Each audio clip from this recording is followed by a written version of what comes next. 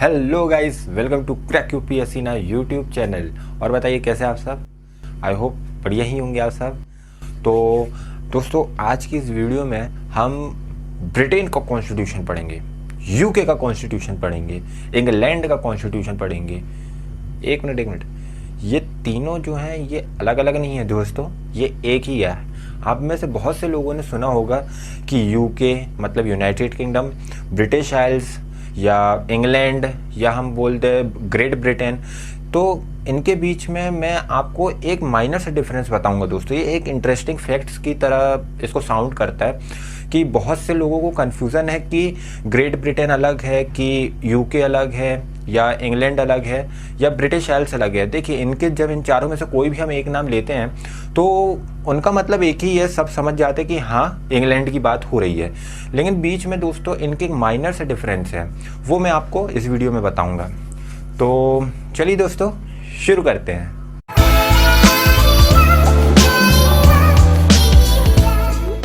तो दोस्तों, इस वीडियो में हम सिर्फ 7 टॉपिक्स पर कॉन्सेंट्रेट करेंगे, जिसमें से कि जो 7th टॉपिक है उसको हम एक एक्सेप्शनल केस मान के चलते हैं। वो मैं वीडियो के आखिर में आपको बताऊंगा कि वो मैंने उसको अलग से क्यों रखा है। 7th जो टॉपिक उसको मैंने अलग से क्यों रखा है वो मैं आपको वीडियो के आखिर में बताऊंगा। बट दोस्तों, जो हमारा मेन कॉन्सेंट्रेशन रहेगा वो 6 टॉपिक्स में रहेगा, जिसमें से कि पहला टॉपिक मैं आपको वीडियो के शुरू में ही बता चुका हूँ कि हम डिफरेंस जानेंगे कि यूके यानी United kingdom, great Britain, England या ब्रिटिश आइल्स या ब्रिटेन, इनमें क्या डिफरेंस है, माइनर है, वो मैं आपको पहले बताऊंगा। दूसरा कि हिस्ट्री ऑफ यूकेस कॉन्स्टिट्यूशन, यानी जो यूनाइटेड किंगडम का कॉन्स्टिट्यूशन है उसके पीछे हिस्ट्री क्या है वो हम जानेंगे। फिर तीसरा आएगा, इंपॉर्टेंट है दोस्तों बहुत, कि सेलिएंट फीचर्स मतलब जो उनका संविधान है, कॉन्स्टिट्यूशन है, उनकी विशेषताएं क्या क्या है दोस्तों, उसको हम देखेंगे, वो बहुत इंपॉर्टेंट है दोस्तों। चौथा है दोस्तों difference between king and crown. देखिए, किंग या क्वीन हम जो भी बोलते हैं वो एक ही है, और क्राउन मतलब उनका ऑफिस, या अगर हम आसान भाषा में बोले तो जो लोग ताज पहनते हैं, क्राउन का मतलब वो कहलाता है। बट उनके बीच में एक जो डिफरेंस है वो मैं आपको बताऊंगा, और वो क्या क्या कहलाते हैं वो भी मैं आपको बताऊंगा। पांचवा है दोस्तों पावर्स ऑफ क्राउन, मतलब जैसे हम अगर इंडिया की बात करें तो इंडिया में प्रेसिडेंट की क्या पावर्स हैं, तो ऐसे ही यूके में क्राउन की क्या पावर्स हैं, ये हम जानेंगे। और जो 6th पॉइंट है, लास्ट पॉइंट हमारा 6th पॉइंट में हम ये देखेंगे इंडिया ने यूके के कॉन्स्टिट्यूशन से क्या क्या बोरो किया है दोस्तों।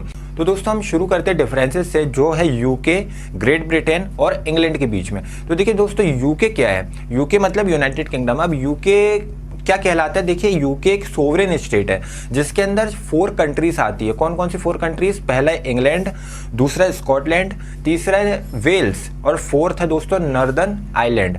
ये 4 कंट्रीज को मिला के यूके बनता है दोस्तों।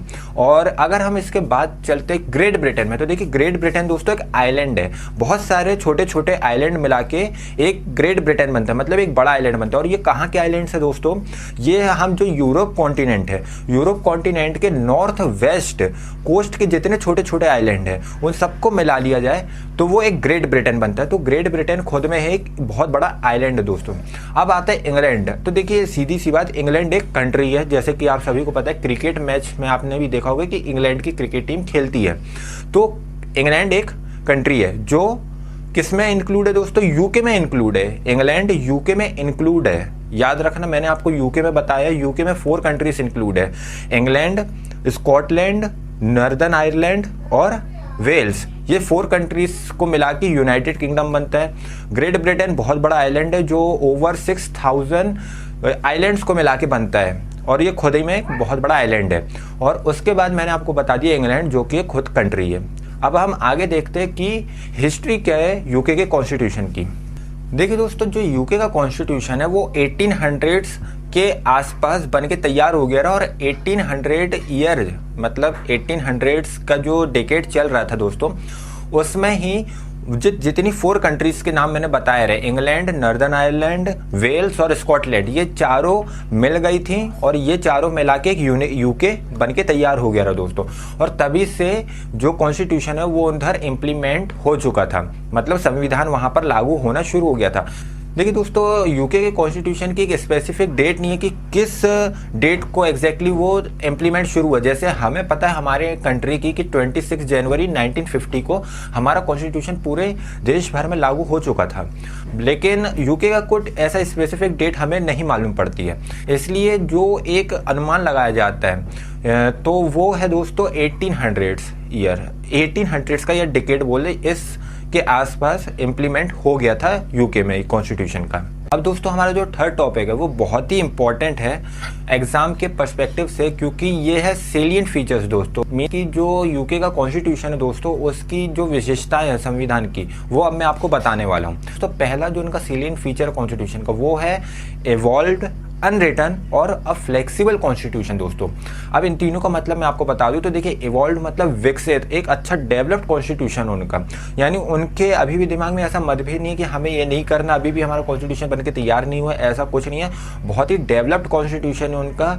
और अगर हम बात करें तो इंडिया ने बहुत सी ऐसी चीज़ें उनके कॉन्स्टिट्यूशन से बोरो की है, तो आप खुद सोच सकते हैं कि उनका कॉन्स्टिट्यूशन कितना स्ट्रॉन्ग होगा, कितना डेवलप होगा। देखिए दोस्तों, अब हम फ्लेक्सिबिलिटी की बात करते हैं तो उनका जो कॉन्स्टिट्यूशन है ठीक है, फ्लेक्सिबल है, लेकिन उतना नहीं है कि हम उसको आसानी से अमेंडमेंट कर सके, यानी कुछ लॉस में बदलाव ला सके। जो हाउस ऑफ कॉमन्स और हाउस ऑफ लॉर्ड्स है, उधर आसानी से जाके बिल पास करके नहीं हो सकता अमेंडमेंट, बहुत ही हार्ड प्रोसेस जिसको बोल सकते हैं वो है उधर। लेकिन फिर भी फ्लेक्सिबल है, जो लॉस है उनको थोड़ा बहुत आगे पीछे कर सकते, इस वे में हम उसको फ्लेक्सिबल बोल सकते हैं। अब आता है अनरिटन कॉन्स्टिट्यूशन। तो बहुत सारे ऐसे लोग हैं जिनको अनरिटन कॉन्स्टिट्यूशन का मतलब नहीं पता है। बहुत से लोग ऐसे समझते हैं कि अनरिटन कॉन्स्टिट्यूशन का मतलब होता है कि वो लिखा ही नहीं है कॉन्स्टिट्यूशन।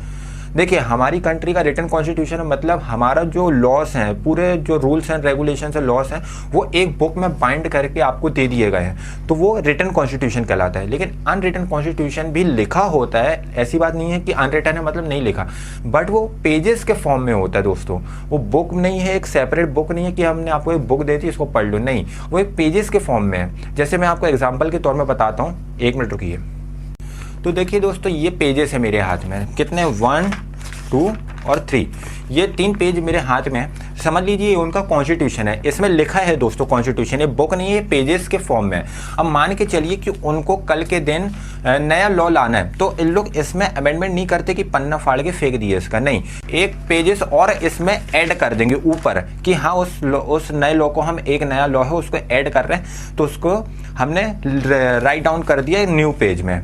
तो ऐसे उनका कॉन्स्टिट्यूशन इस फॉर्म में, इसको बोलते दोस्तों अनरिटन कॉन्स्टिट्यूशन है, लेकिन एक बुक के फॉर्म में नहीं है, पेजेस के फॉर्म में इसको अनरिटन कॉन्स्टिट्यूशन बोला जाता है। अब दोस्तों जो दूसरा पॉइंट आता है सेलिएंट फीचर्स का, वो है यूनिटरी पॉलिटिकल सिस्टम। मतलब जैसे अगर हम इंडिया और अमेरिका को लेके चलते हैं तो इधर यूनिटरी नहीं है, इधर फेडरल पॉलिटिकल सिस्टम है। मतलब यूनियन की जो गवर्नमेंट है वो अलग रहेगी, मतलब सेंट्रल गवर्नमेंट, फिर स्टेट गवर्नमेंट अलग रहेगी और डिस्ट्रिक्ट लोकल गवर्नमेंट वो अलग रहती है। यानी हमारे यहाँ 3 टायर्स में गवर्नमेंट बटी हुई है।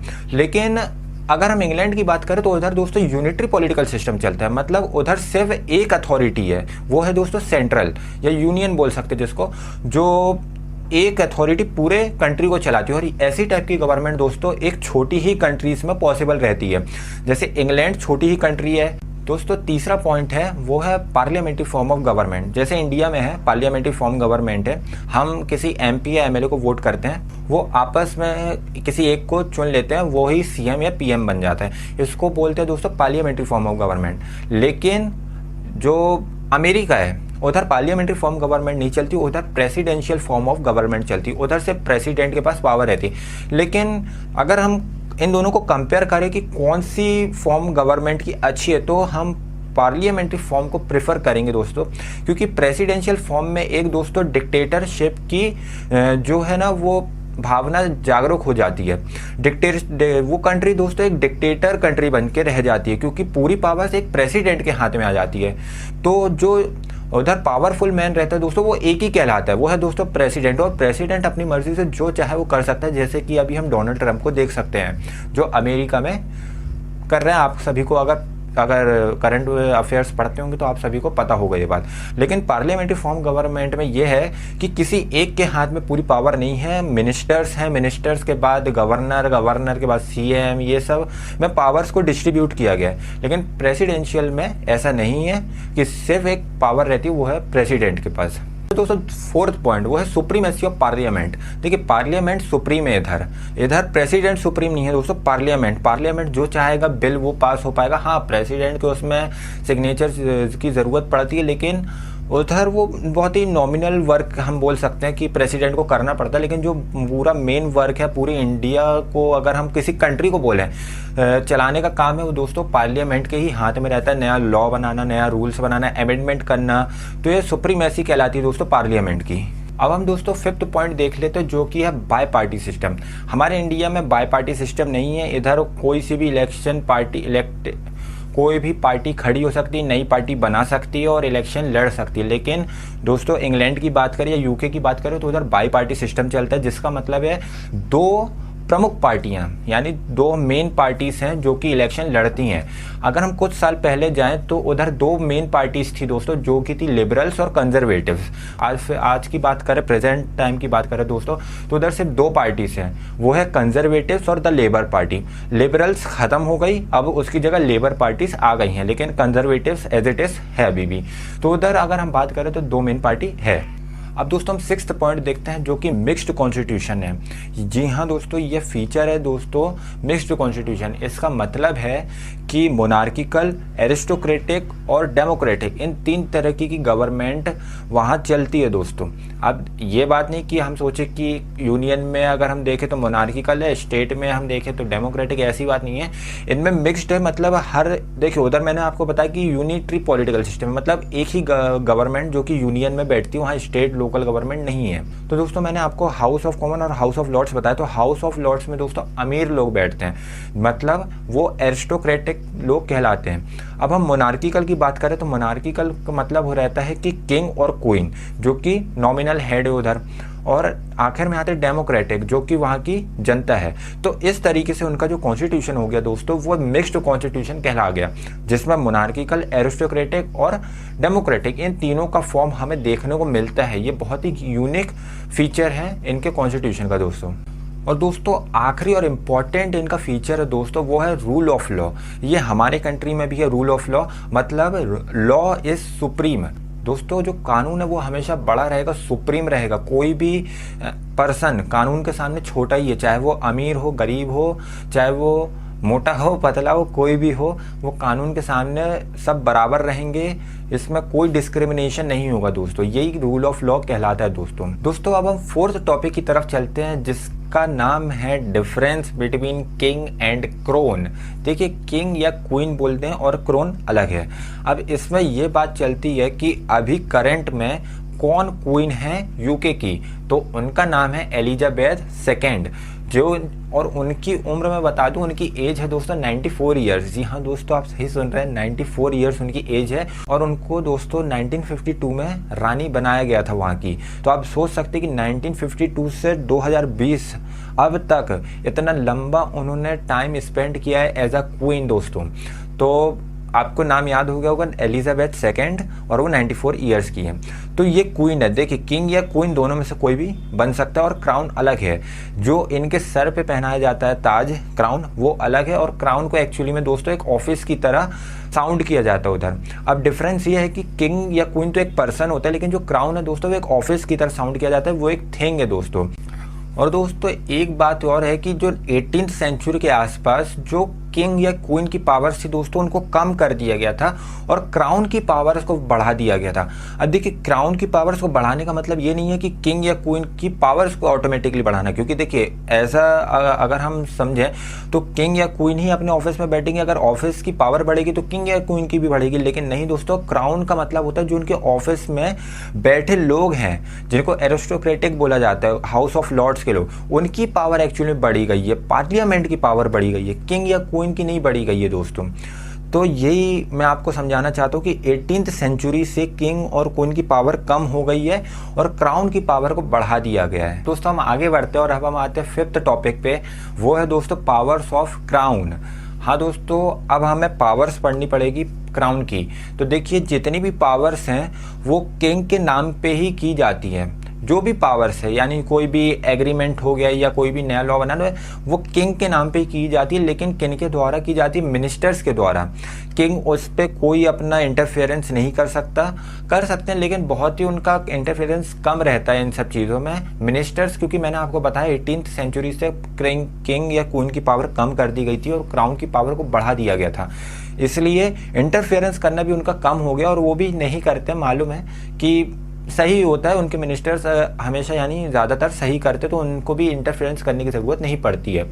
तो आप समझ गए होंगे कि जितनी भी पावर्स को यूज़ किया जाता है वो किंग के नाम पे मिनिस्टर्स करते हैं दोस्तों। तो दोस्तों पावर्स को 3 में डिवाइड किया गया। तो पहले हम पढ़ते हैं एग्जीक्यूटिव पावर। तो एग्जीक्यूटिव पावर होती क्या है?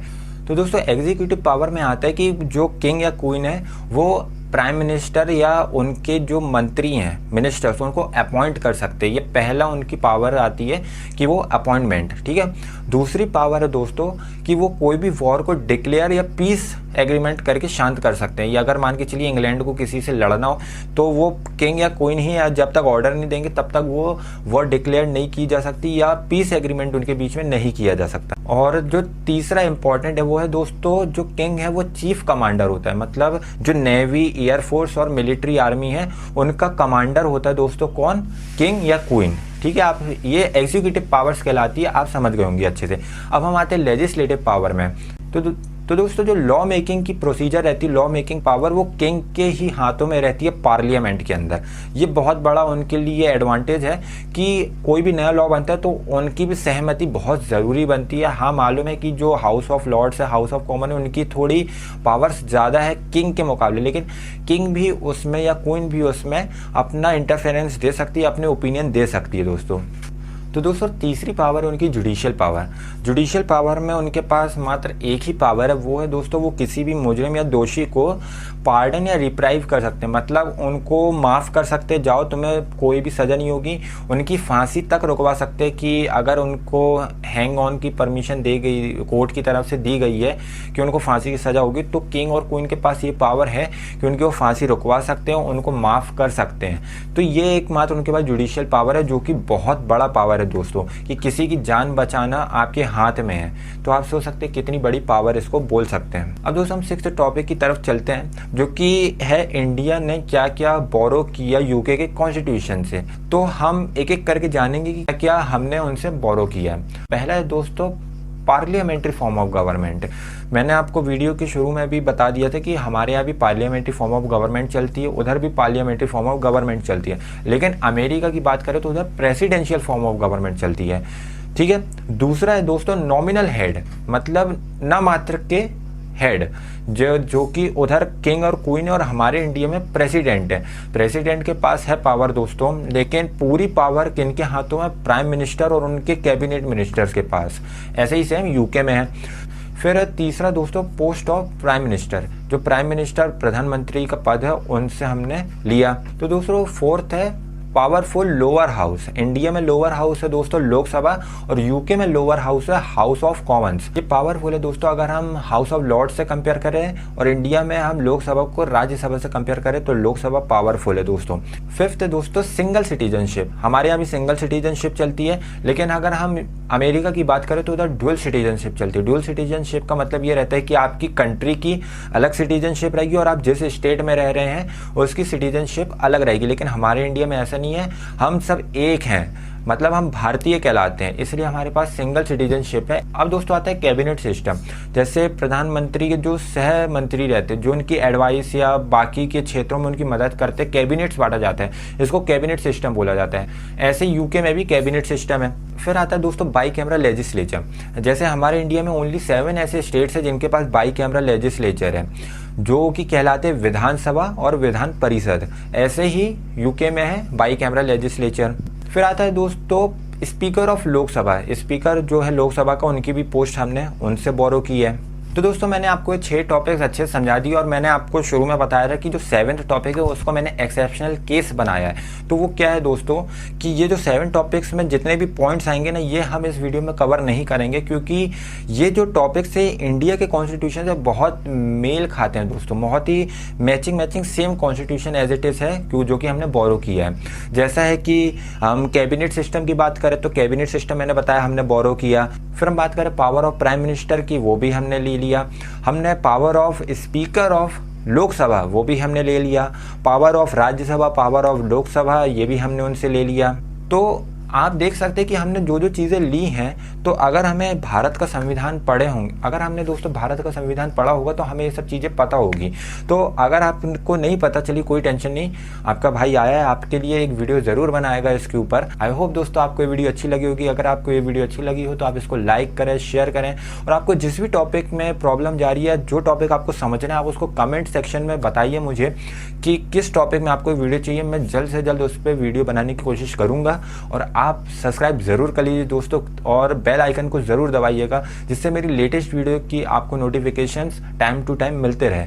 तो तब तक के लिए दोस्त थैंक्स दोस्तों, बाय बाय।